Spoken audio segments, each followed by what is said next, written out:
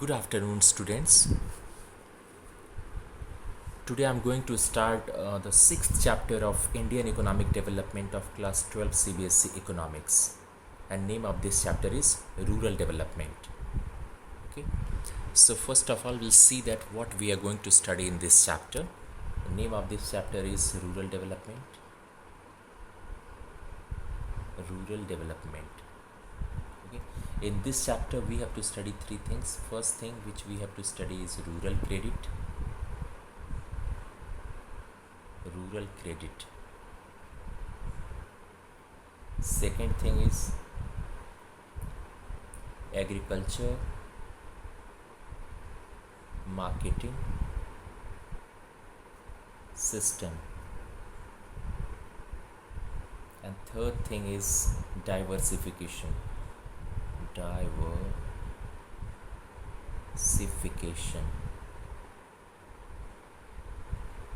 of agriculture.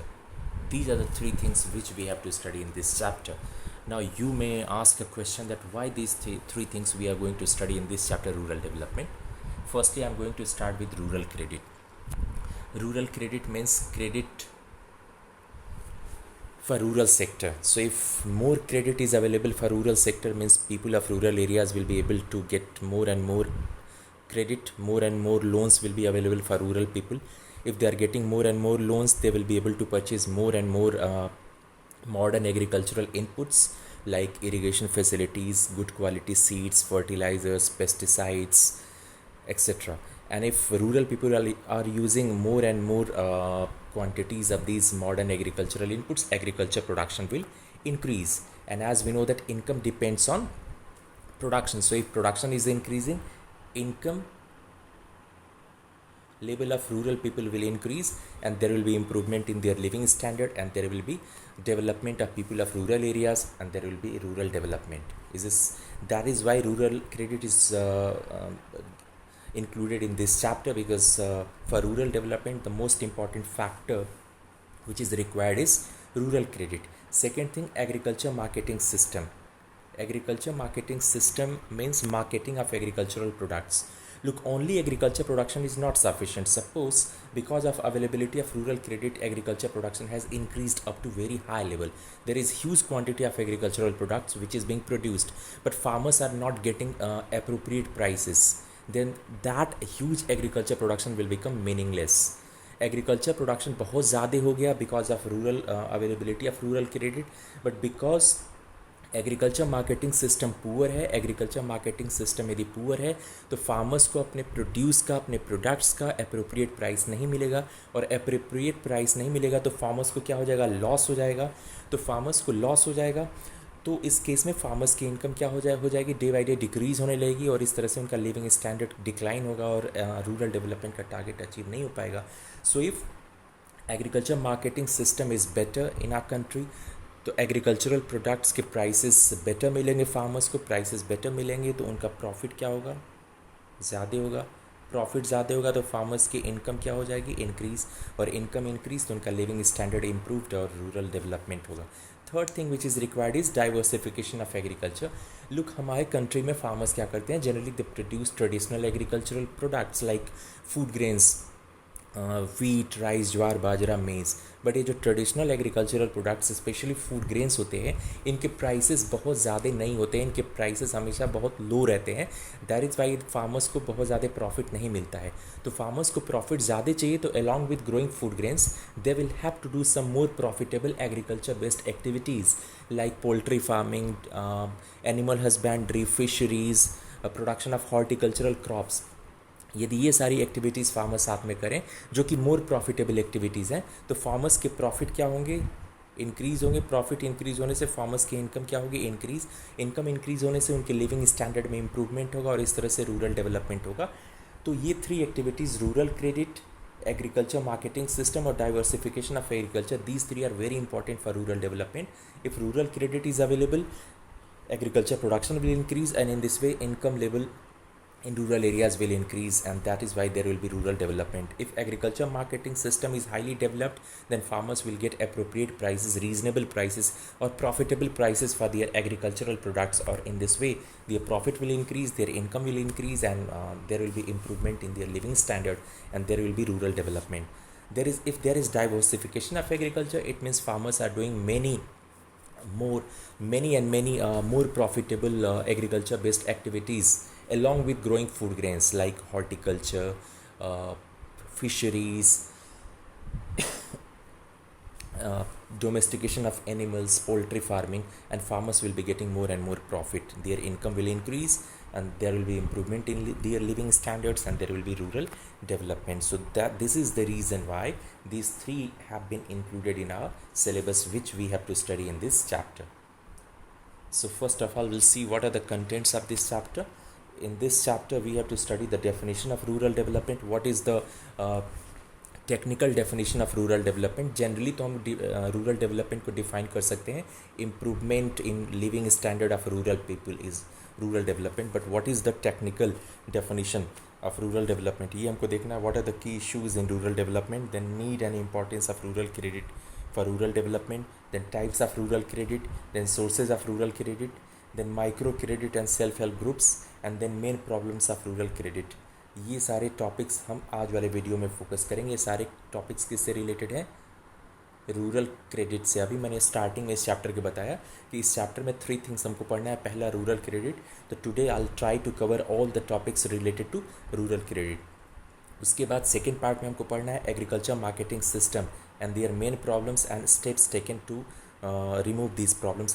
As I told you in the beginning of this chapter that agriculture marketing system is also very important, because better is the agriculture marketing system, reasonable will be the prices of agricultural products, and if farmers are getting reasonable prices, means profitable prices for their products, they will be earning more and more profit, and it will be better for the farmers. और third हमको पढ़ना है diversification of agriculture, कि हमारे country में diversification of agriculture करना बहुत ज़रूरी है. करने के लिए क्या करना चाहिए? These are the things which we are going to cover in this chapter. In this video will focus only to rural credit. So firstly I am starting with the definition of rural development. Rural development का मतलब क्या होता है? Rural development is a comprehensive term which focuses on actions for development of areas that are lagging behind in overall development of rural areas.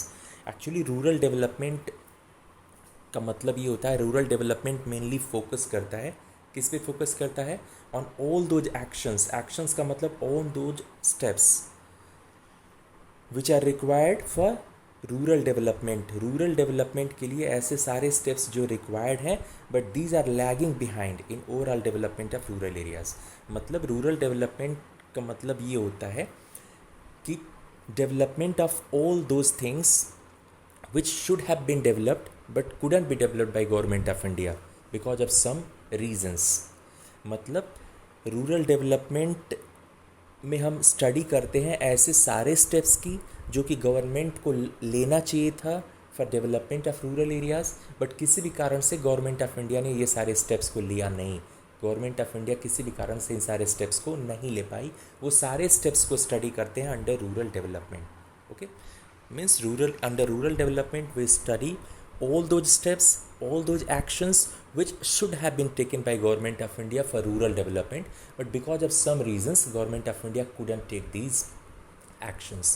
That is why these actions are have been lagging behind in overall development of rural areas. That is why for rural development more focus is to be needed by government of India over these on these areas, on these actions which should have been taken but couldn't be taken by government of India because of some reasons. इसी को बोलते हैं rural development. Is this clear? अब next हमको study करना है what are the key issues of rural development. Rural development के key issues क्या है? मतलब रूरल डेवलपमेंट करने के लिए, रूरल एरियाज़ का डेवलपमेंट करने के लिए वो कौन से स्टेप्स हैं जो गवर्नमेंट ऑफ इंडिया को लेना चाहिए. First, need of development of human resource या ह्यूमन कैपिटल. रूरल एरियाज़ में ह्यूमन कैपिटल को डेवलप करने की ज़रूरत है, क्योंकि रूरल एरियाज़ में ह्यूमन रिसोर्स की कमी है। मतलब ह्यूमन रिसोर्स का मतलब human capital. There is scarcity, there is lack of human capital. Human capital means skilled and efficient human beings. हम ऑलरेडी पढ़ चुके हैं ह्यूमन कैपिटल फॉर्मेशन चैप्टर में, what is meaning of human capital. Human capital means skilled and efficient human beings. Skilled और efficient human beings की कमी है rural areas में because of lack of educational facilities, health care facilities, training facilities, information facilities etcetera. ये सारी facilities rural areas में available नहीं है, इसीलिए वहाँ के लोग अनस्किल्ड और इनएफिशिएंट है। अनस्किल्ड और इनएफिशिएंट होने के कारण रूरल एरियाज़ में लोगों की प्रोडक्टिविटी क्या है, कम है। That is Y rural areas में प्रोडक्शन कम है। प्रोडक्शन कम होने के कारण इनकम कम है, और इसीलिए रूरल एरियाज़ का डेवलपमेंट उस लेवल पे नहीं हो पाया जितना होना चाहिए। तो रूरल एरियाज़ के डेवलपमेंट के लिए सबसे पहले क्या नीडेड है? Development of human resource. Second, need of another land reform. Second thing which is required for rural development is implementation of another land reforms. As I told you in second chapter that just after independence in our country, land reforms were initiated for the equal distribution of land, but it failed. मैंने बताया था last में उस topic के land reforms जब पढ़ा रहा था कि हमारे कंट्री में सक्सेसफुल नहीं हो पाया है, इसीलिए आज के डेट में भी there is unequal distribution of land in our country in rural areas. तो इक्वल डिस्ट्रीब्यूशन ऑफ लैंड करना फिर से ज़रूरी है। इसके लिए एक और लैंड रिफॉर्म हमारे कंट्री में इनिशिएट करना पड़ेगा, जो कि रिक्वायर्ड है रूरल डेवलपमेंट के लिए। Then need of infrastructure development. There is poor infrastructure in rural areas, means there is lack of irrigation facilities, there is lack of transportation facilities, storage facilities, poor condition of markets, lack of banks in rural areas. So all kind of infrastructure are available in rural areas in poor condition.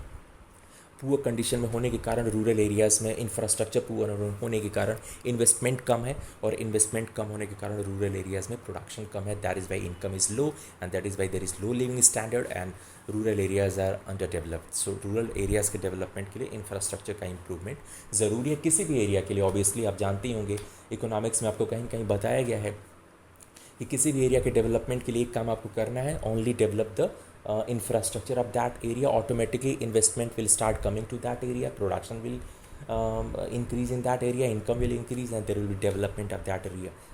तो rural areas के development के लिए वहाँ का infrastructure develop करना पड़ेगा.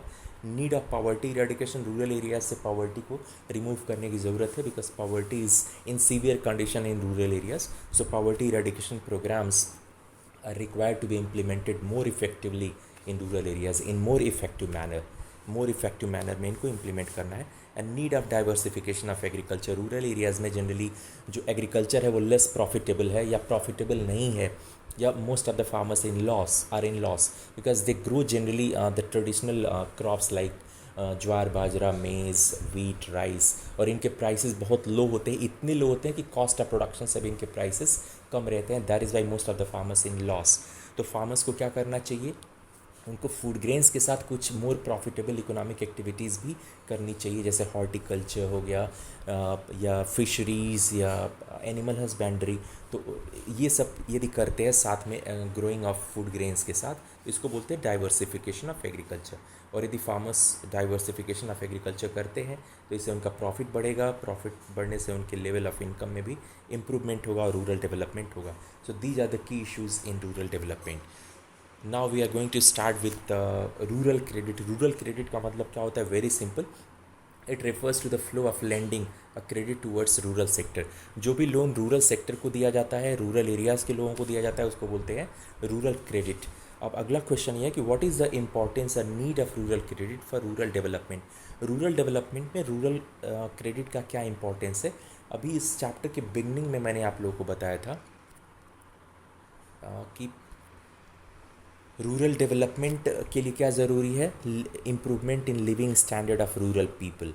Rural people के living standard में इम्प्रूवमेंट. इसलिए रूरल पीपल के लिविंग स्टैंडर्ड में इम्प्रूवमेंट के लिए क्या ज़रूरी है? रूरल पीपल के जो इनकम लेवल्स है उसको क्या करना होगा? इंक्रीज़ करना होगा. और as we know that income depends on production. तो इनकम लेवल में इम्प्रूवमेंट कब होगा? जब उनके प्रोडक्शन इंक्रीज़ होंगे. और एग्रीकल्चर प्रोडक्शन, रूरल एरियाज़ में प्रोडक्शन किस चीज़ का लोग करते हैं? रूरल एरियाज़ में मेनली ऑफ एग्रीकल्चरल प्रोडक्ट्स. तो एग्रीकल्चर प्रोडक्ट्स का प्रोडक्शन किस पे डिपेंड करता है? Modern agricultural inputs, modern agricultural inputs Indian economic development के फर्स्ट चैप्टर में मैंने आपको बताया था, irrigation facilities, fertilisers, pesticides, machines, etc. These are the good quality seeds. These are the modern agricultural inputs. Since most of the modern agricultural inputs are very costly, these are costlier, and most of the farmers are poor. That is why it is not possible for the poor farmers to purchase and use these modern agricultural inputs. और यदि government of India को production बढ़ाना है तो government of India will have to make each and every one in rural areas able to purchase and use modern agricultural inputs. इसके लिए government of India को rural areas में किसका flow बढ़ाना होगा? क्रेडिट का. Because if more and more people are getting credit, with the help of this credit they will be able to, means if more and more people are getting loans in rural areas, especially poor people, they will be able to use and purchase and use these modern agricultural inputs. Their production will increase and incomes will increase, and in this way there will be improvement in their living standards. So rural development के लिए इस तरह से हम बोल सकते हैं कि रूरल क्रेडिट बहुत इंपॉर्टेंट है. उसको लिखा गया है यहाँ पे, as we know that the rural development depends on agriculture productivity.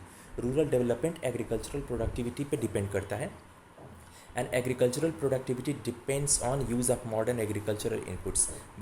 But most of the modern agricultural inputs are costly. लेकिन मॉडर्न एग्रीकल्चरल इनपुट्स ज़्यादातर बहुत महंगे हैं. So if credit facilities are available, more and more farmers will be able to use and purchase and use these. यदि credit facilities available है तो ज़्यादा से ज़्यादा लोग इनको परचेज करके यूज़ कर पाएंगे. In this way agriculture productivity will increase and there will be rural development. और इस तरह से जब ज़्यादा से ज़्यादा लोग मॉडर्न एग्रीकल्चरल इनपुट्स यूज़ करेंगे तो एग्रीकल्चर प्रोडक्टिविटी इंक्रीज होगी, और इस तरह से एग्रीकल्चर रूरल डेवलपमेंट हो पाएगा रूरल एरियाज़ में. Is is clear? Okay.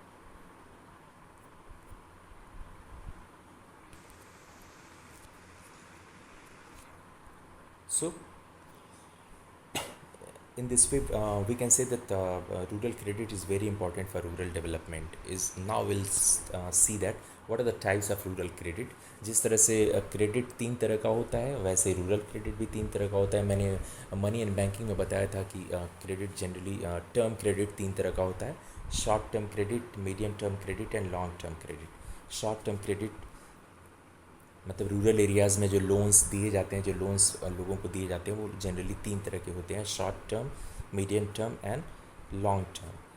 Short term, these loans are given for a time period for 6 months to 12 months.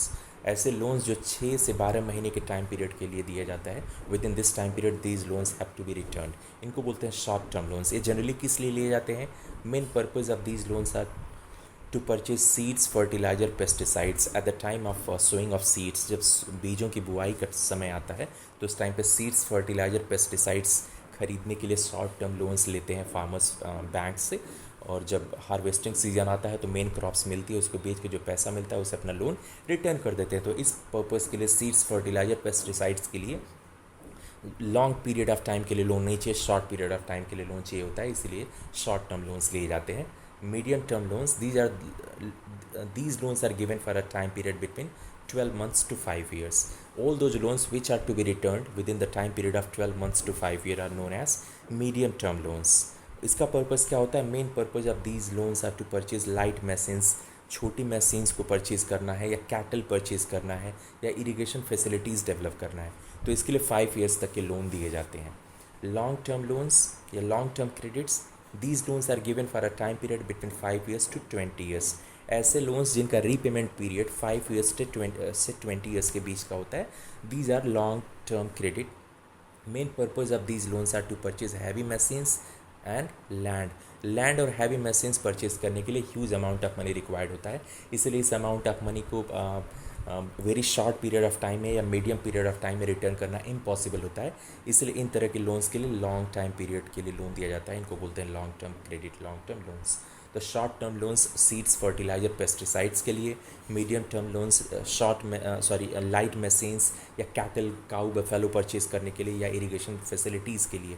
Long term loans are given to purchase heavy machines which are very costly as well as to purchase land.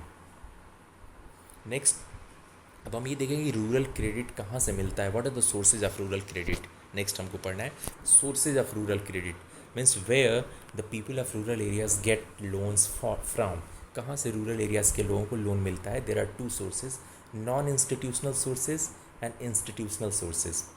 Non institutional sources कौन से होते हैं? These are those sources of rural credit which are not regulated by monetary authority. In our country monetary authorities RBI of the country. ऐसे सारे sources जहाँ से rural areas के लोगों को लोन मिलता है, और ऐसे सोर्सेज जिनको आरबीआई रेगुलेट नहीं करता है, जो आरबीआई के रेगुलेशन से बाहर हैं, इन सारे सोर्सेज को बोलते हैं non institutional sources. For example money lender, land Lord, trader, relatives.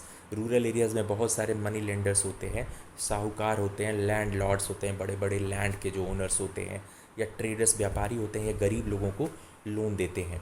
ठीक है, तो ये इंस्टीट्यूशंस नहीं हैं, ये लोग इंडिविजुअल लेवल पे लोन प्रोवाइड कर रहे हैं रूरल एरियाज़ में।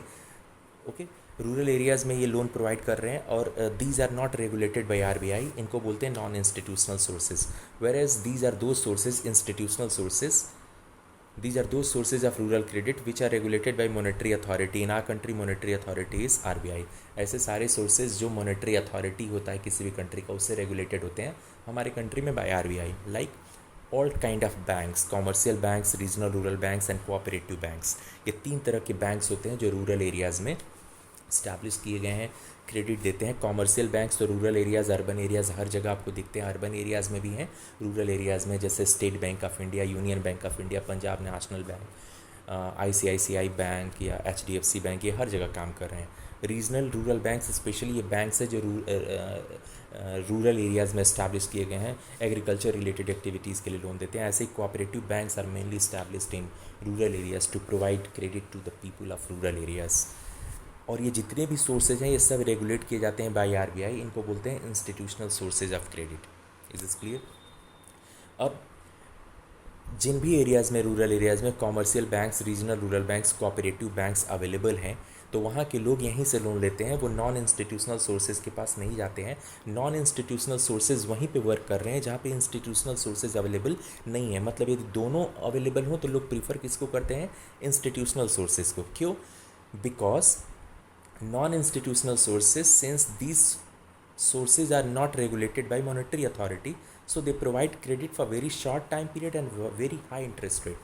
ये जो होते हैं नॉन इंस्टीट्यूशनल सोर्सेज, इन पे कोई कंट्रोल आरबीआई का नहीं होता है, इसीलिए ये लोग बहुत शॉर्ट पीरियड के लिए लोन देते हैं और बहुत ज़्यादा इंटरेस्ट लोगों से चार्ज करते हैं। वेयर एज ये जो institutional sources of credit है, commercial banks, regional rural banks and cooperative banks, since these are regulated by monetary authority, that is why they provide all kind of loans. ये हर तरह के loan देते हैं। यदि आपको शॉर्ट टर्म लोन चाहिए तो शॉर्ट टर्म देंगे, लॉन्ग टर्म चाहिए तो लॉन्ग टर्म देंगे, मीडियम टर्म चाहिए तो मीडियम टर्म देंगे। और जनरली इन जो लोन ये देते हैं इस पर इंटरेस्ट रेट एक कम चार्ज करते हैं। ओके, ये चार्ज क्यों करते हैं? क्योंकि ये पब्लिक सेक्टर बैंक्स, ये पब्लिक सेक्टर में तो आते नहीं है, ये प्राइवेट लेवल पे काम कर रहे हैं, तो इनका मेन मोटिव है प्रॉफिट अर्न करना, इसलिए बहुत ज़्यादा इंटरेस्ट चार्ज करते हैं। और ये जो बैंक्स हैं ये पब्लिक सेक्टर बैंक्स है, ये पब्लिक सेक्टर गवर्नमेंट ने इनको सेटअप करा है, तो इनका मेन पर्पस प्रॉफिट अर्न करना नहीं है, बट वेलफेयर को करना है, वेलफेयर के लेवल को इंक्रीज़ करना है। इसीलिए जो भी इंटरेस्ट ये चार्ज करते हैं वो बहुत ही लो होता है। अगला नेक्स्ट नॉन इंस्टीट्यूशनल सोर्सेज पे हम आ जाते हैं, फोर्थ इसका point. So it becomes very difficult for many farmers to repay these loans at right time, क्योंकि नॉन इंस्टीट्यूशनल सोर्सेज बहुत ज़्यादा इंटरेस्ट लेते हैं, शॉर्ट पीरियड के लिए देते हैं, तो जो भी फार्मर्स इनसे लोन लेते हैं उसको राइट टाइम पे रीपे करना बहुत डिफिकल्ट हो जाता है।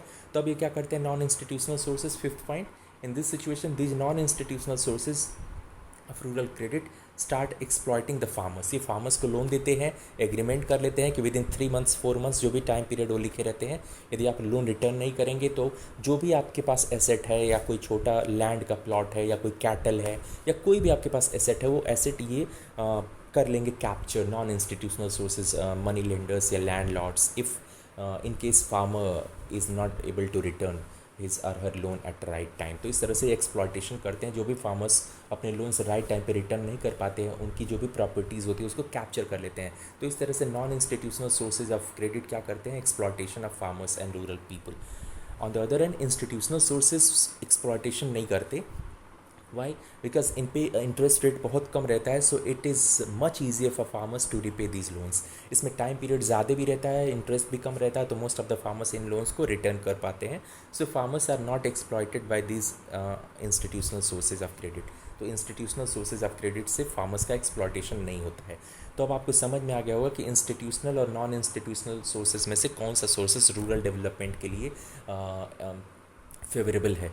इंस्टीट्यूशनल सोर्सेज फेवरेबल है, क्योंकि यदि इंस्टीट्यूशनल सोर्सेज क्रेडिट के अवेलेबल हैं, मतलब बैंक से लोग लोन लेंगे, बैंक से लोन लेंगे तो बैंक्स लो इंटरेस्ट चार्ज करेगा, और बैंक्स इनकी प्रॉपर्टी को मोस्ट ऑफ द केसेस में कैप्चर नहीं करेगा, जो फार्मर्स है उनका एक्सप्लॉयटेशन नहीं करेगा। लेकिन non institutional sources of credit है, इनका मेन पर्पज़ होता है एक्सप्लॉयटेशन ऑफ फार्मर्स। ये हाई इंटरेस्ट रेट पे फार्मर्स को लोन देते हैं for a very short period of time.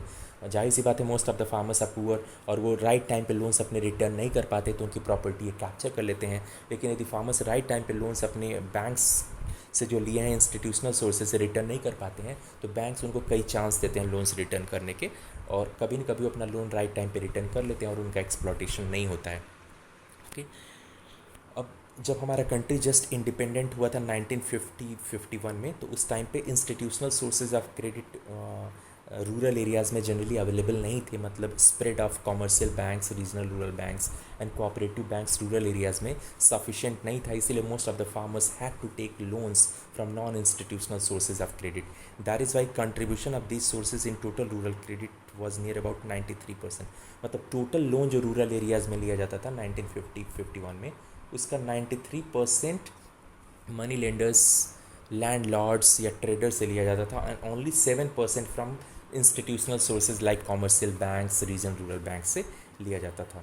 Sorry, commercial banks या इंस्टीट्यूशनल सोर्सेज से लिया जाता था, इसलिए बहुत ज़्यादा एक्सप्लॉयटेशन फार्मर्स का होता था। इसको देख के गवर्नमेंट ऑफ इंडिया ने स्टार्ट करा to establishing more and more institutional sources of credit in rural areas. और इसी कारण अभी क्या हो रहा है, more and more institutional sources of credit are being established in rural areas.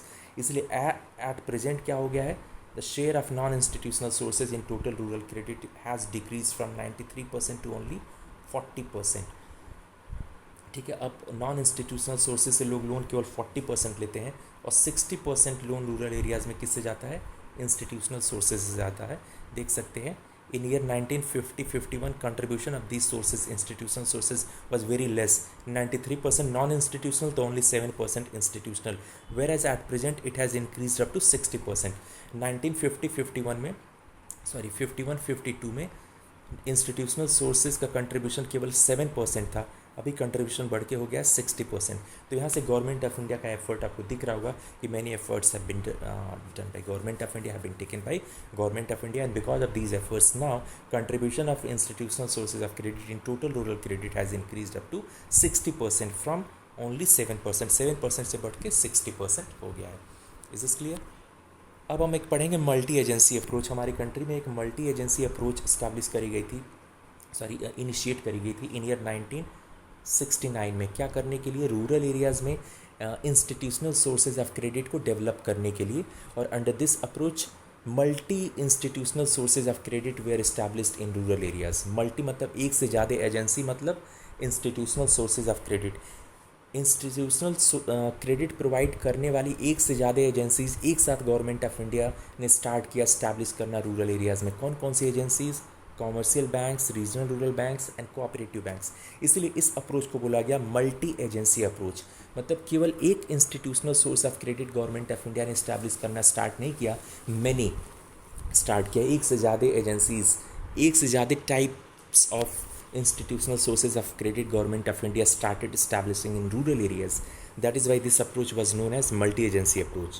तो इसके बारे में देख लेते हैं. This approach was adopted by government of India in year 1969 to develop the institutional sources of credit in rural areas. Rural areas में institutional sources of credit को develop करने के लिए ये approach government of India ने adopt किया. Under this approach, 3 agencies were established: commercial banks, regional rural banks and cooperative banks were set up by government of India in rural areas. At present ये share है, the share of these 3 sources in total rural credit, मतलब commercial banks, regional rural banks and cooperative banks का share total rural credit में कितना कितना है? 75%, 12%, 13%। मतलब total जो इंस्टीट्यूशनल रूरल क्रेडिट है, जो टोटल इंस्टीट्यूशनल रूरल क्रेडिट है, उसमें से 75% क्रेडिट दिया जाता है कॉमर्शियल बैंक्स के द्वारा, 12% रीजनल रूरल बैंक्स के द्वारा एंड 13% कोऑपरेटिव बैंक्स के द्वारा। मतलब इसको एक बार फिर से मैं बता देता हूँ, जो टोटल रूरल क्रेडिट जाता है रूरल एरियाज़ में, उसका 40% नॉन इंस्टीट्यूशनल सोर्सेस प्रोवाइड करते हैं, 60% इंस्टीट्यूशनल सोर्सेज, मतलब 60% commercial banks, regional rural banks and cooperative banks. ये जो 60% इंस्टीट्यूशनल क्रेडिट प्रोवाइड करते हैं commercial banks, regional rural banks and cooperative banks, इसमें कंट्रीब्यूशन कॉमर्शियल बैंक्स का कितना है 75%, रीजनल रूरल बैंक्स का 12% एंड कोऑपरेटिव बैंक्स का 13%। Not in total rural credit but only in institutional rural credit. Rural areas में जो इंस्टीट्यूशनल क्रेडिट जा रहा है, जो 60% ऑफ टोटल रूरल क्रेडिट है, उसमें उस टोटल अमाउंट में commercial banks, regional rural banks and cooperative banks की कंट्रीब्यूशंस 75%, 12% एंड 13% हैं। ये आपको याद रखने पड़ेंगे। ऑब्जेक्टिव्स क्या थे मल्टी एजेंसी अप्रोच के? Obviously to reduce the flow of institutional rural credit, rural areas में, sorry, to reduce the flow of non institutional rural credit. Rural credit या रूरल एरियाज़ में नॉन इंस्टीट्यूशनल क्रेडिट का flow क्या करना, कम करना, क्योंकि जितना ही ज़्यादा non institutional credit rural areas में होता है, उतना ही ज़्यादा एक्सप्लॉयटेशन फार्मर्स का होता है, तो इसको रिड्यूस करना। और इसका opposite, to increase the flow of institutional rural credit.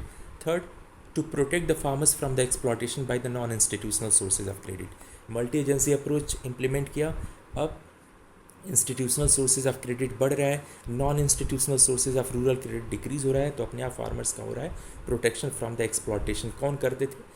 From the non institutional sources. तो ये थी multi agency approach, very important. Next, NABARD के बारे में हमको पढ़ना है। ये भी एक kind of bank, NABARD, N stands for national, NA stands for national, B for bank, for A stands for agriculture, and R stands for rural and D stands for development. तो इसका फुल फॉर्म भी आपको पता होना चाहिए। NABARD means national bank for agriculture and rural development. ये bank क्यों establish करा गया? इट वॉज सेटअप, कब इस्टेब्लिश करा गया सबसे पहले देख लेते हैं। इट वॉज सेटअप ऑन 12 जुलाई 1982। 12 जुलाई 1982 को इसको सेटअप करा गया as an apex body to coordinate the activities of all institutions involve in rural financing system. Rural financing system का मतलब होता है रूरल क्रेडिट। रूरल क्रेडिट करने वाले जितने भी इंस्टीट्यूशंस हैं, like commercial banks, cooperative banks and regional rural banks, उनके बीच में कोऑर्डिनेशन करने के लिए, बेटर कोऑर्डिनेशन, एक दूसरे को अच्छे से कोऑर्डिनेट कर सकें, इस एक्टिविटी को रेगुलेट करने के लिए, कंट्रोल करने के लिए एक एपेक्स बॉडी के रूप में इसको सेटअप करा गया 12 जुलाई 1982 को। इन अदर वर्ड्स आप सोच सकते हैं, to regulate all those agencies which are providing institutional rural credit like commercial banks, regional rural banks and cooperative banks. इन सबको रेगुलेट करने के लिए इसको 12 जुलाई 1982 को सेटअप करा गया। इसका मेन काम है to coordinate and regulate all the agencies providing rural credit. It obtains, अब इसके फंड्स कहाँ से आते हैं, इसके पास फंड कहाँ से आता है, कैपिटल कहाँ से आती है? It obtains funds from government of India. Government of India इसको फंड देती है, reserve bank of India and world bank. Means from 3 sources it gets its funds. NABARD को फंड्स 3 जगह से मिलता है, government of India, RBI and world bank. इसका headquarters located है मुंबई में, और इसका जो हेड होता है उसको बोलते हैं चेयरमैन। जैसे RBI का जो हेड होता है उसे RBI का गवर्नर बोलते हैं, वैसे ही नाबार्ड के हेड को गवर्नर नहीं बोलते हैं, जो नाबार्ड का हेड होता है उसे चेयरमैन बोलते हैं। At present who is the chairman? Govind Rajulu Chintala is the chairman of NABARD. तो ये सारे क्वेश्चंस 1 मार्क में पूछे जा सकते हैं, आपको याद होना चाहिए। नेक्स्ट, फंक्शंस पूछा जाता है कई बार कि नाबार्ड के मेन फंक्शंस क्या हैं। पहला function, to serve as an apex funding agency for the institutions providing credit in rural areas. ऐसे सारे इंस्टीट्यूशंस जो रूरल क्रेडिट प्रोवाइड कर रहे हैं, यदि उनको फंड्स की रिक्वायरमेंट है तो उनको फंड प्रोवाइड करता है नाबार्ड। मतलब commercial banks, regional rural banks and cooperative banks को कभी फंड की क्राइसिस हो गई, ये सारे बैंक्स प्रोवाइड कर रहे हैं रूरल क्रेडिट, तो इनको फंड्स नाबार्ड प्रोवाइड करता है। टू प्रोवाइड फाइनेंशियल असिस्टेंस, ये फाइनेंशियल असिस्टेंस मतलब फंड्स प्रोवाइड करता है to projects related to agriculture and small scale industries development. ऐसे सारे प्रोजेक्ट्स जो काम कर रहे हैं एग्रीकल्चर सेक्टर के डेवलपमेंट के लिए या स्मॉल स्केल इंडस्ट्रीज़ के डेवलपमेंट के लिए, उनको फाइनेंशियल असिस्टेंस, वित्तीय सहायता मतलब फंड्स प्रोवाइड करता है कौन? NABARD. Next, to provide loans to state governments for the development of rural infrastructure. यदि स्टेट गवर्नमेंट्स को रूरल एरियाज़ में इंफ्रास्ट्रक्चर डेवलपमेंट के लिए फ़ंड की क्राइसिस है तो उनको फंड प्रोवाइड करता है नाबार्ड इन फॉर्म ऑफ लोन्स। मतलब स्टेट बैंक्स रूरल एरियाज़ में इंफ्रास्ट्रक्चर डेवलपमेंट के लिए यदि उनको लोन चाहिए तो लोन ले सकते हैं नाबार्ड से। टू प्रोवाइड फाइनेंशियल हेल्प, ये फाइनेंशियल हेल्प प्रोवाइड करता है मतलब फंड प्रोवाइड करता है किसमें? For the research and development of agriculture. जो लोग रिसर्च करते हैं एग्रीकल्चर सेक्टर के डेवलपमेंट पे काम करते हैं या उस रिसर्च करते हैं एग्रीकल्चर सेक्टर के बेटरमेंट के लिए, उनको यदि फ़ंड की रिक्वायरमेंट है और उनका फ़ंड यदि जो भी उनका प्रोजेक्ट है या रिसर्च का वर्क है उसका सारा डॉक्यूमेंट वो नाबार्ड के पास भेज सकते हैं अप्रूवल के लिए। नाबार्ड अप्रूव कर देगा तो नाबार्ड जितना भी रिक्वायरमेंट होगा फ़ंड की उसको प्रोवाइड करता है। Last, to promote the agriculture export, ये it promotes the export of agricultural goods, agriculture based goods के एक्सपोर्ट को भी प्रमोट करने का काम करता है NABARD. So these are the main functions of NABARD. Is this clear? Next, micro credit हमको स्टडी करना है। माइक्रो क्रेडिट का मतलब क्या होता है? in rural areas there are many poor people, even in urban and semi urban areas also, urban areas, semi urban areas या rural areas में there are many poor people who require small amounts of money for doing some business छोटा मोटा business करने के लिए लोगों को, जो गरीब लोग हैं रूरल एरियाज़ या अर्बन या सेमी अर्बन एरियाज़ में, उनको small amount of money required होती है। और यही स्मॉल अमाउंट ऑफ मनी जब बैंक्स इनको प्रोवाइड करते हैं इन फॉर्म ऑफ लोन तो इसको बोलते हैं micro credit. Is this clear? अभी हमारी कंट्री में सिनेरियो बिफोर 2 और 3 ईयर्स बैक, 10 ईयर्स बैक आप ले लीजिए, कंट्री का सिनेरियो यही था कि जो रूरल एरियाज़ थे ये बैंक्स में जब लोन के लिए जाते थे तो जनरली इनको रिक्वायरमेंट बहुत स्मॉल अमाउंट ऑफ मनी की रहती थी, 20,000, 30,000, 50,000। जनरली बैंक्स इनको ये small amount of money loan के फॉर्म में नहीं देते थे क्योंकि लोन लेने के लिए आपको कुछ कोलेट्रल जमा करना पड़ता है, कोई सिक्योरिटी चाहिए होती है बैंक को। कोई भी आपके पास प्रॉपर्टी है, सिक्योरिटी का मतलब कोई भी प्रॉपर्टी आपके पास है उसका डॉक्यूमेंट आपको बैंक के पास गिरवी रखना पड़ता है, मॉर्गेज करना पड़ता है, तभी बैंक आपको लोन देते हैं ताकि आप लोन न रिटर्न करें तो उस प्रॉपर्टी को बेच के बैंक अपने लोन को रिकवर कर सके। बट ये जो रूरल इंडिविजुअल्स होते थे, this people generally do not have properties, that is why they are poor ना। ये पुअर है क्योंकि इनके पास प्रॉपर्टी नहीं है, इसीलिए ये कोई भी प्रॉपर्टी का डॉक्यूमेंट सिक्योरिटी के फॉर्म में बैंक्स के पास रख नहीं पाते थे, इसलिए इनको लोन नहीं मिलता था। इनको loan small amount of money चाहिए था। स्मॉल अमाउंट ऑफ मनी मतलब इनको माइक्रो क्रेडिट चाहिए होता था। तो अभी गवर्नमेंट ऑफ इंडिया ने क्या करा है, many schemes have been launched by government of India for these poor people to provide small money to these people in form of loans. This is known as micro credit. तो यही हमको study करना है। Micro credit is defined as a loan of very small amount to poor people in rural, semi urban, urban areas for enabling them to raise their income levels and improve their living standard। ऐसे micro credit का मतलब होता है very small loan जो कि दिया जाता है कि इसको rural, semi urban, urban areas के लोगों को क्या करने के लिए, for enabling them to raise their income, ताकि वो अपने इनकम को बढ़ा सके by using these small loans in doing some business करने में इन लोन्स को यूज़ करके अपने इनकम को बढ़ा सके, इनकम लेवल को, और साथ ही साथ अपने लिविंग स्टैंडर्ड को इम्प्रूव कर सके। इसके लिए जो small amount of money loan के फॉर्म में इनको रिक्वायर्ड होती है, इसी को बोलते हैं माइक्रो क्रेडिट। अब माइक्रो क्रेडिट की लिमिट क्या है हमारे कंट्री में? अर्बन या रूरल एरियाज़ दोनों एरियाज़ में माइक्रो क्रेडिट की लिमिट है 1.25 lakh rupees. The loans up to 1.25 lakh rupees, 1,25,000 rupees तक के जो लोन की लिमिट होती है उसको बोलते हैं माइक्रो क्रेडिट। ये किसको मिलता है? Rural areas. In rural areas all those whose annual income is less than 1.25 lakh rupees are eligible for micro credit up to 1.25 lakh rupees. Rural areas में ऐसे सभी लोग जिनकी हाउस होल्ड इनकम, पूरे फैमिली की एनुअल इनकम 1.25 लाख रुपीज़ से कम है, वो माइक्रो क्रेडिट के लिए एलिजिबल हैं और उनको माइक्रो क्रेडिट की लिमिट कितनी है, कितने तक की मिलेगी, 1.25 लाख रुपीज़ तक का उनको माइक्रो क्रेडिट या माइक्रो लोन मिलेगा। सेमी अर्बन एरियाज़ में all those people whose annual household income, जिनका एनुअल फैमिली की income is less than 2 lakh rupees are eligible for micro credit. मतलब रूरल एरियाज़ में ऐसे सभी लोग या ऐसा कोई भी व्यक्ति जिसकी फैमिली की एनुअल इनकम 1.25 लाख रुपीज़ से कम है, उसको माइक्रो क्रेडिट मिलेगा। अर्बन एरियाज़ या सेमी अर्बन एरियाज़ में ऐसा कोई भी व्यक्ति जिसके फैमिली की total annual income 2 lakh rupees से कम है, उसको मिलेगा माइक्रो क्रेडिट। दोनों एरियाज़ में, रूरल या अर्बन एरियाज़ में, माइक्रो क्रेडिट की लिमिट कितनी है, 1.25 lakh rupees. Means loans up to 1.25 lakh rupees are known as micro credit. Okay, तो माइक्रो क्रेडिट लोगों को मिलता कहाँ से है, बैंक से मिलता है। हम non institutional sources of credit से भी मिलता है, लेकिन उसकी बात नहीं करेंगे because these are not regulated by RBI. और ये जो मनी लेंडर्स होते हैं, ट्रेडर्स जो लोगों को लोन देते हैं at a very high interest rate, ये इलीगल है एक तरह से। यदि कोई इनके खिलाफ कंप्लेंट कर देता है इनके अगेंस्ट, तो इनको जेल हो सकती है, तो उनकी हम बात नहीं करेंगे। That is a kind of illegal activity. हम केवल लीगल एक्टिविटीज़ की बात करेंगे। तो माइक्रो क्रेडिट के जो सोर्सेज हैं कहाँ से मिलते हैं, इंस्टीट्यूशनल सोर्सेज से, कोऑपरेटिव बैंक से, रीजनल रूरल बैंक से, as well as commercial bank से। बट इनके अलावा एक और सोर्स ऑफ माइक्रो क्रेडिट है, that is self help group.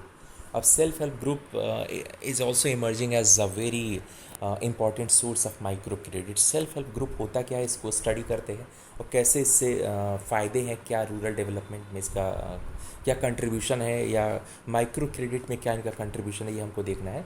Self help groups होते क्या हैं, these are the groups which usually have members of 15 to which have the membership of 15 to 20 members from very low income group family। ये self help group जो होता है, एक group होता है of 15 to 20 individuals belonging to poor families, गरीब family से belong करने वाले 15 से 20 इंडिविजुअल्स का जो ग्रुप होता है, इसको बोलते हैं सेल्फ हेल्प ग्रुप। इसमें यूजुअली विमेन होती हैं। ये करते क्या हैं, they collect their small savings from members and use the pooled fund to give loans to needy member. ये 15-20 लोग, ये 15-20 लोग एक ग्रुप बना लेते हैं और इनकी स्मॉल सेविंग्स जो होती हैं, इंडिविजुअल सेविंग्स तो इनकी बहुत कम होती है। किसी की मंथली सेविंग 2000 होती है, किसी की मंथली सेविंग 3000 होती है, किसी की 1000 होती है। तो 2000, 3000, 1000 की सेविंग यदि कोई इंडिविजुअल कर रहा है, तो इंडिविजुअल कैपेसिटी में इस 2000, 3000 या 1000 से कोई भी बिजनेस वो नहीं करता है। तो क्या करते हैं, ये जो पुअर इंडिविजुअल जिनकी मंथली सेविंग्स बहुत कम होती हैं, एक ग्रुप बना लेते हैं। 15 to 20 लोग अपनी स्मॉल सेविंग्स को कलेक्ट करते हैं और जो भी कलेक्टेड मनी उनके पास आती है, तो एक ठीक ठाक अमाउंट, एक रीज़नेबल अमाउंट इनके पास कलेक्ट हो जाता है। अब जिस भी मेंबर को कोई बिज़नेस करना होता है, उस मेंबर को ये लोग, या जिस भी मेंबर को small amount of money loan के फॉर्म में रिक्वायर्ड होता है, उस मेंबर को ये लोन ग्रांट कर देते हैं एट रीज़नेबल इंटरेस्ट रेट। और जब वो लोन रिटर्न करता है, तो जो भी इंटरेस्ट पे करता है, वो इंटरेस्ट आपस में वो क्या करते हैं, डिस्ट्रीब्यूट कर लेते हैं। तो इस तरह से इनके स्मॉल अमाउंट ऑफ मनी पे कुछ इंटरेस्ट भी ये अर्न कर लेते हैं। और एक इनके ग्रुप का ही मेंबर अपनी जो भी क्रेडिट के रिक्वायरमेंट्स है, जो भी क्रेडिट के रिक्वायरमेंट्स है, जो बैंक से उनको क्रेडिट नहीं मिल पाता है, उन क्रेडिट रिक्वायरमेंट को भी ये फुलफ़िल कर लेते हैं। फॉर एग्ज़ाम्पल, सपोज़ 15 लोगों का ग्रुप है और सब ने अपनी स्मॉल सेविंग्स को कलेक्ट करा और इनके पास टोटल जो कलेक्शन हो जाता है, सपोज़ 20,000 का हो जाता है। अभी सब ने 20,000, सपोज़ 20 लोग हैं, सब ने 1,000 रुपीज़ की सेविंग है करीब, सब ने total amount of money collect कर लिया 20,000 रुपीज़। अब इस 20,000 रुपीज़ को किसी भी मेंबर को लोन के फॉर्म में ग्रांट कर देंगे। ओके, और सपोज़ 2 साल के लिए लोन दिया, आफ्टर 2 और इंटरेस्ट उस पर 2 साल बाद उसको इंटरेस्ट के साथ सपोज़ 22,000 रुपीज़ क्या करना है, वापस करना है। लोन प्रिंसिपल अमाउंट 20,000 एंड 2,000 उस पर क्या हो गया, इंटरेस्ट हो गया। ओके, तो ये 2,000 रुपीज़, जो 20,000 प्रिंसिपल अमाउंट है, वो 20 मेंबर्स में 1,000 डिस्ट्रीब्यूट कर दिया जाएगा, क्योंकि सबका कंट्रीब्यूशन था। अब ये 2,000 रुपीज़ है, ये 20 मेंबर्स में डिस्ट्रीब्यूट किया जाएगा, तो पर मेंबर कितना आ जाएगा, 100 रुपीज़। तो सारे मेंबर्स को ये फ़ायदा हुआ कि जो उनकी स्मॉल सेविंग्स थी, उसका कोई यूटिलाइजेशन नहीं हो पाता, उस पर उन लोगों ने इंटरेस्ट अर्न किया 100 रुपीज़ का। फर्स्ट प्रॉफिट या फर्स्ट बेनिफिट इस स्मॉल सेल्फ हेल्प ग्रुप का ये हुआ। दूसरा बेनिफिट ये हुआ कि एक नीडी मेंबर को जो 20,000 रुपीज़ की रिक्वायरमेंट थी, जो 20,000 रुपीज़ का लोन चाहिए था, उसको लोन भी मिल गया, मतलब माइक्रो क्रेडिट भी उसको अवेलेबल हो गया। इस तरह से सेल्फ हेल्प ग्रुप्स क्या होते हैं, इसमें कोई एक्सटर्नल एक्सेस नहीं होता है, इंटरनली अपनी सेविंग्स को कलेक्ट करते हैं और सेविंग्स को जो भी नीडी मेंबर होता है उस नीडी मेंबर को देते हैं और उस पर इंटरेस्ट बहुत कम चार्ज किया जाता है. In this way they are proving very important source of small credit, sorry, micro credit. Means in case of self-help groups, some poor people, generally 15 to 20 poor people come together and make a small group, and the members of this group collect their small savings and make a pool of money, and then that collected money is given to in any needy member as a loan, and very low interest rate is charged against that loan, and when that loan is returned with interest, the principal amount and interest is distributed among the members of that group in appropriate proportion. मतलब जितना saving का contribution उन्होंने collected money में करा था उसी proportion में उनको डिस्ट्रीब्यूशन कर दिया जाता है. जिसने 10% कंट्रीब्यूशन करा था, मतलब टोटल पूल्ड मनी में जिसका 10% कंट्रीब्यूशन था उसको 10% डिस्ट्रीब्यूट कर दिया जाएगा, जिसका 20% कंट्रीब्यूशन था उसको 20%, जिसका 5% कंट्रीब्यूशन था उसको 5%. मतलब अप्रोप्रिएट प्रपोर्शन में उनको जो मनी वापस आती है, जो लोन वापस आता है विद इंटरेस्ट, सबको रिटर्न कर दिया जाता है. अब नाबार्ड का एक डेटा है. According to NABARD, on as on 31st March 2019 there were 1 crore self-help groups in India. 31st March 2019 तक का डेटा लेटेस्ट हमारे पास अवेलेबल है. हमारे कंट्री में टोटल कितने सेल्फ हेल्प ग्रुप्स वर्क कर रहे थे? 1 crore self help groups were working in our country. Importance of self help groups in rural development. Rural development में सेल्फ हेल्प ग्रुप्स का क्या इंपॉर्टेंस है? पहला importance, these self help groups pool the individual savings. Individual savings मतलब poor people को जो small savings होती है उसको इकट्ठा करते हैं, which the banking system fails to do.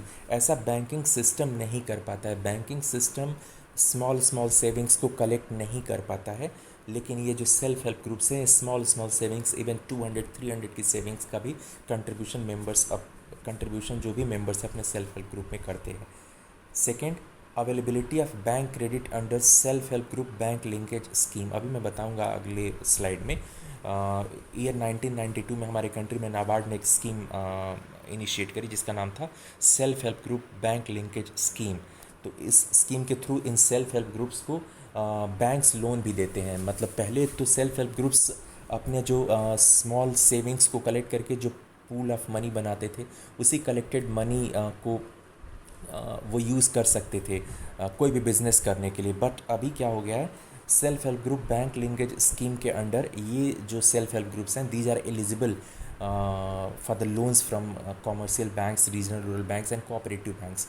मतलब regional rural banks, cooperative banks या कॉमर्शियल बैंक्स में लोन के लिए अप्लाई कर सकते हैं, और बैंक्स को लोन देना पड़ेगा. क्या क्राइटेरियन है, क्या टर्म्स एंड कंडीशंस है, वो भी मैं आपको बता रहा हूँ. तो कोई सेल्फ हेल्प ग्रुप है, सपोज सेल्फ हेल्प ग्रुप के पास अपनी स्मॉल सेविंग्स को कलेक्ट करके 1 लाख रुपीज़ उन लोगों ने कलेक्ट कर लिया, और सपोज़ बिजनेस करने के लिए उनको 1,50,000 रुपीज़ की रिक्वायरमेंट है. तो 50,000 रुपीज़ कम पड़ रहा है, तो this 50,000 rupees they can borrow from banks also.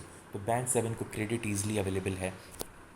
Provide self employment opportunities to the members. जब भी ये मेंबर्स होते हैं सेल्फ हेल्प ग्रुप्स के, ये क्या करते हैं, अपने सेल्फ हेल्प ग्रुप्स जो भी सेविंग्स कलेक्ट करती हैं उन सेविंग्स को बोरो करते हैं अपने ग्रुप से, और अपना कुछ बिजनेस करते हैं, सेल्फ एम्प्लॉयमेंट में उसको यूज़ करते हैं. तो इससे सेल्फ एम्प्लॉयमेंट अपॉर्चुनिटीज़ क्रिएट हो रही हैं मोर एंड मोर नंबर में रूरल एरियाज़ में. Help in poverty eradication. लोग सेल्फ एम्प्लॉयमेंट कर रहे हैं, अपना बिजनेस कर रहे हैं, सेल्फ हेल्प ग्रुप्स के मेंबर्स ग्रुप से बोरो करके या अमाउंट ऑफ मनी लोन लेके या माइक्रो क्रेडिट उनको मिल रहा है अपने सेल्फ हेल्प ग्रुप से. इस तरह से बिजनेस कर रहे हैं, उनकी इनकम बढ़ रही है, और इस तरह से उनके लिविंग स्टैंडर्ड में इम्प्रूवमेंट हो रहा है, और पॉवर्टी इरेडिकेशन हो रहा है. There is improvement in their living standard also. And reduce in dependence on informal sources of credit.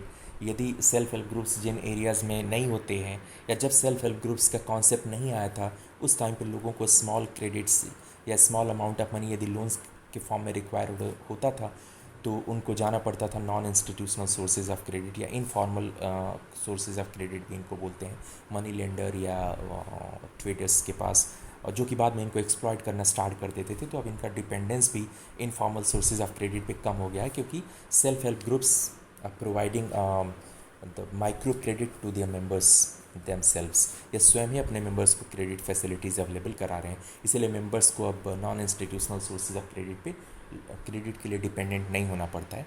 अब मैं उसी स्कीम की बात कर रहा हूँ, self help group bank linkage scheme. ये क्या स्कीम है? This scheme was initiated by NABARD in year 1992। Under this programme banks were allowed to open saving accounts of self help groups. मतलब 1992 के बाद जब ये स्कीम लॉन्च करी गई, अब जो भी सेल्फ हेल्प ग्रुप्स हैं वो बैंक्स में ग्रुप के नाम पे, इंडिविजुअल नेम पे नहीं, पूरे ग्रुप, सेल्फ हेल्प ग्रुप का एक नाम आपको रखना पड़ेगा और उस सेल्फ हेल्प ग्रुप के नाम पे आप सेविंग अकाउंट बैंक में ओपन करा सकते हैं। Under this programme bank provide loans to self help groups without any security.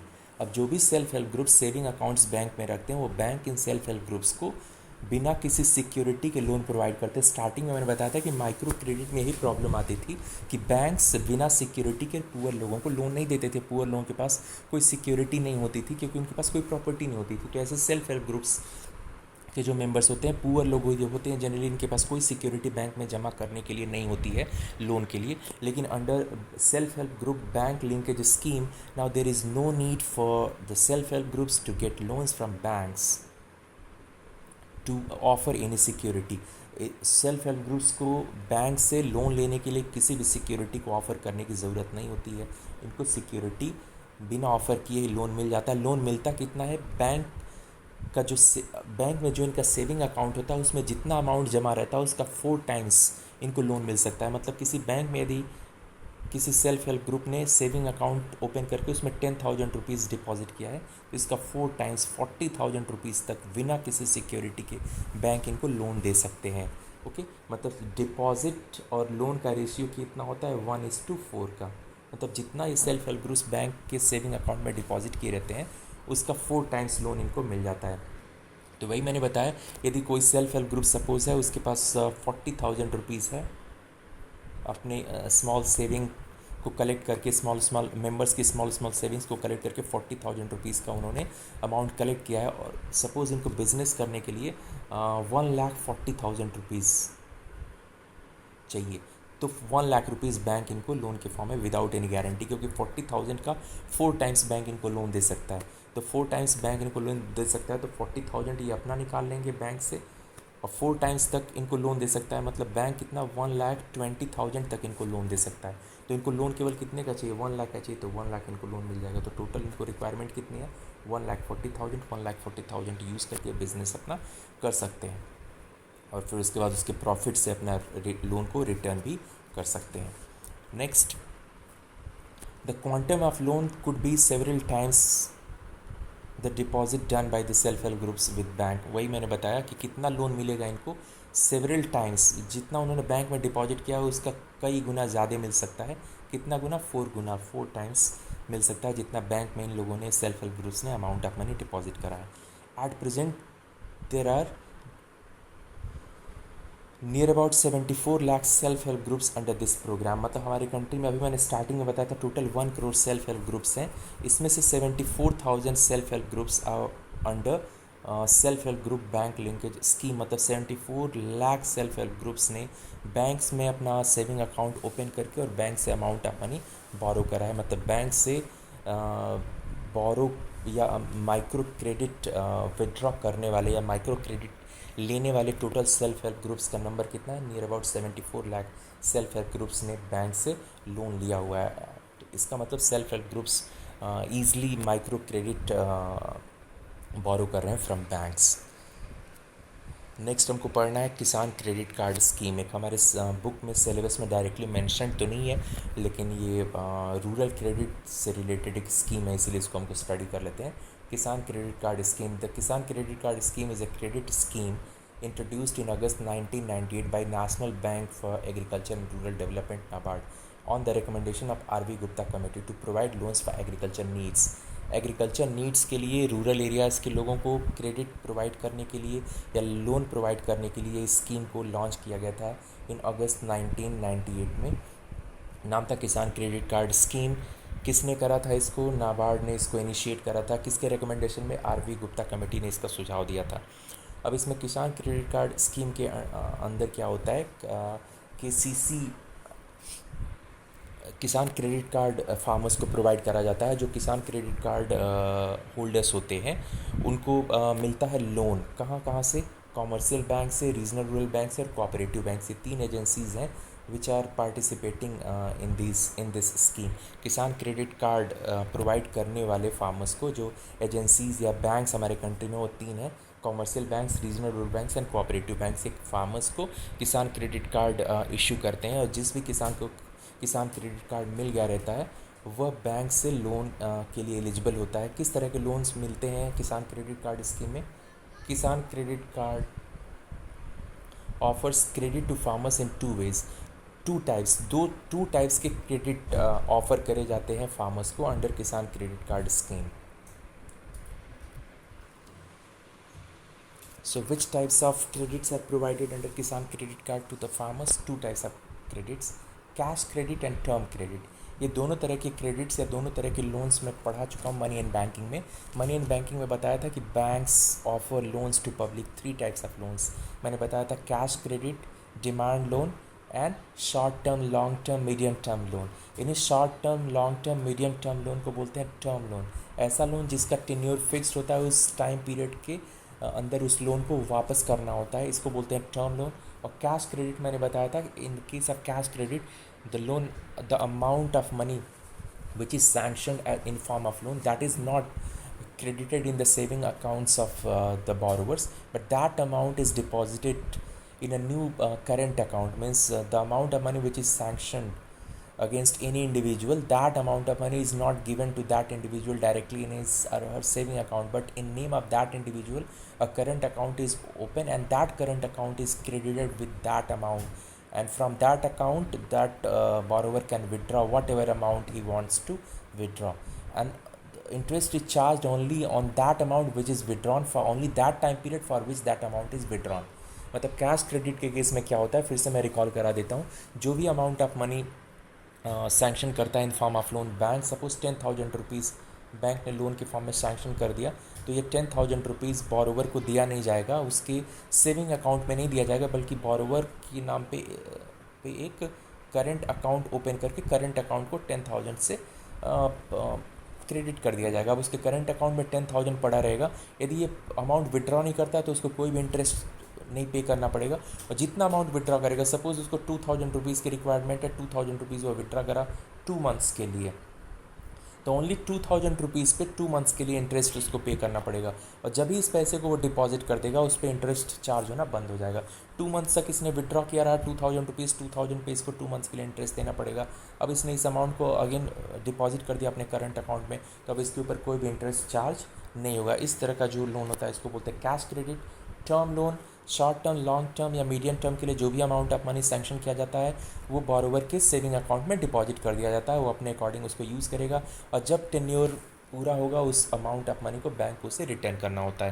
तो ये दोनों तरह के लोन दिए जाते हैं। Cash credits under Kisan credit card, cash credit is given for crops, मतलब सीड्स, फर्टिलाइजर, पेस्टिसाइड्स, इन सब चीज़ों को परचेज़ करने के लिए कैश क्रेडिट दिया जाता है। टर्म क्रेडिट दिया जाता है फॉर एलाइड एक्टिविटीज़, एग्रीकल्चर मतलब क्रॉप से रिलेटेड और एक्टिविटीज़ होती हैं, जैसे लैंड डेवलपमेंट, कोई लैंड खरीदना है या प्लांटेशन करना है या परचेज़ ऑफ इक्विपमेंट करना है। लैंड डेवलपमेंट मतलब अपने लैंड पे इरिगेशन फैसिलिटी डेवलप करनी है, मतलब ट्यूबवेल लगाना है या वेल डिग कराना है, लैंड डेवलपमेंट, या प्लांटेशन कराना है या इक्विपमेंट्स, मशीन्स परचेज करनी है, इन सब के लिए टर्म लोन्स दिए जाते हैं। तो under Kisan credit card scheme 2 types of loans are given to the farmers, cash credit and term credit. Maximum credit limit is 3 lakh rupees. Maximum कितने अमाउंट का लोन दिया जाता है? 3 lakh rupees. Crop insurance coverage is provided against variety of natural calamities. यही नहीं, जो जिस crop के लिए लोन लेते हैं, जिस क्रॉप को ग्रो करने के लिए लोन लेते हैं, उस क्रॉप को इंश्योरेंस, उसका इंश्योरेंस भी किया जाता है अंडर नेचुरल कैलामिटीज़। मतलब क्रॉप्स यदि डिस्ट्रॉय हो गए नेचुरल कैलामिटीज़ में तो उनको इसका कंपनसेशन भी दिया जाएगा। क्रॉप इंश्योरेंस कवरेज रहता है इनका। At present there are near about 6.95 crore active KCC holders, मतलब नियर अबाउट 6.95 करोड़ फार्मर्स ने KCC Kisan credit card scheme का बेनिफिट एट प्रेजेंट ले रहे हैं, या किसान क्रेडिट कार्ड उन्होंने लिया हुआ है, वो किसान क्रेडिट कार्ड के होल्डर हैं। तो ये रहा अबाउट किसान क्रेडिट कार्ड। लास्ट में हम पढ़ेंगे main problems of rural credit. जो रूरल क्रेडिट दिया जा रहा है, रूरल एरियाज़ में लोगों को क्रेडिट दिया जा रहा है, उसमें क्या प्रॉब्लम्स है। Less attention to poor farmers. लोग क्रेडिट जनरली चाहिए किसको, पुअर फार्मर्स या स्मॉल फार्मर्स को, लेकिन हो रहा है उल्टा। In total rural credit, target group which is small farmer is getting only 40% credit and big farmers are getting 60% credit. Credit requirement big farmers को नहीं है because they are rich.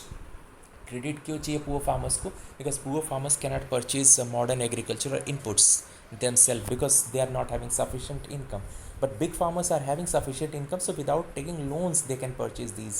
So rural credit should be available more and more for only for small farmers. ज़्यादा से ज़्यादा small farmers को मिलना चाहिए, but small farmers are getting less. Only 40% of rural credit is being provided to small farmers and 60% to big farmers. तो पहला problem है ये रूरल क्रेडिट में कि टारगेट ग्रुप को कम मिल रहा है, जिसको मिलना चाहिए, the group which should get it is getting less and the group which should not get it is getting more. Means big farmers are getting more and small farmers are getting less. Growing NPA due to non repayment of loans. NPA of rural credit is increasing day by day. Rural areas में बहुत सारे farmers जो loan ले लेते हैं और loan को right time पे रिटर्न नहीं करते हैं, इसलिए NPA non performing assets rural credit का क्या हो रहा है, इंक्रीज हो रहा है डे बाय डे. NPA का मतलब होता है नॉन परफॉर्मिंग एसेट. होती क्या है, NPA refers to that loan which is not paid even after 90 days of due date. जो ड्यू डेट थी उसके 90 डेज तक भी यदि किसी ने लोन रिटर्न नहीं करा तो वो नॉन परफॉर्मिंग एसेट बन जाता है. फॉर एग्जाम्पल, सपोज़ 1000 का लोन मैंने लिया 10 ईयर्स के लिए और EMI बैंक ने बना दी मेरे लिए 10 रुपीज़ पर मंथ. ओके, और suppose second of every month मैंने जमा करना है और मैंने जनवरी में जमा नहीं किया, फरवरी में जमा नहीं किया ये EMI, और मार्च में जमा नहीं किया, तो सेकेंड जनवरी को नहीं जमा किया, अभी NPA नहीं बना. सेकेंड फरवरी को नहीं जमा किया, अभी NPA नहीं बना. सेकेंड मार्च को नहीं जमा किया, अब NPA हो जाएगा ये, क्योंकि डिफ़ॉल्ट कितने दिन तक हो गया, 1 month, 2 month, 3 months. 3 months means 90 days. मतलब ड्यू डेट था इस EMI को पे करने की ड्यू डेट क्या थी, 2 जनवरी, but I have not paid even after 90 days of this due date. तो अब ये लोन मेरा क्या बन जाएगा, NPA बन जाएगा. तो रूरल क्रेडिट में NPA बहुत ज़्यादा बढ़ गया है. इसका मेन कारण यही है कि most of the loans are taken by big farmers and big farmers don't have any fear of banks. Big farmers को बैंक का कोई फियर नहीं होता है, बैंक से नहीं डरते हैं. तो जितने स्मॉल फार्मर्स हैं वो तो टाइमली अपना लोन रिटर्न करते हैं, बिग फार्मर्स रिटर्न नहीं कर रहे हैं. इसी कारण से NPA day by day rural credit का बढ़ रहा है. Lack of institutional sources of credit means in spite of many efforts by government of India, even at present there are many rural areas where institutional sources of credit are not available. Means commercial bank, regional rural banks and cooperative banks बहुत सारे areas में अभी भी available नहीं है. इसीलिए अभी भी 40% रूरल क्रेडिट लोग लेते हैं फ्रॉम नॉन इंस्टीट्यूशनल सोर्सेज. मतलब ओनली 60% एरियाज़ में इंस्टीट्यूशनल सोर्सेज की एक्सेस है, रिमेनिंग 40% एरियाज़ में अभी भी institutional sources of credit available नहीं है. इनकी लैक है कि ये. और fourth, lack of coordination among the institutional sources of credit. जो इंस्टीट्यूशनल सोर्सेज ऑफ क्रेडिट हैं उनमें आपस में कोऑर्डिनेशन भी कम है. These are the 4 main problems of rural credit. So this is all about today's video. Thank you.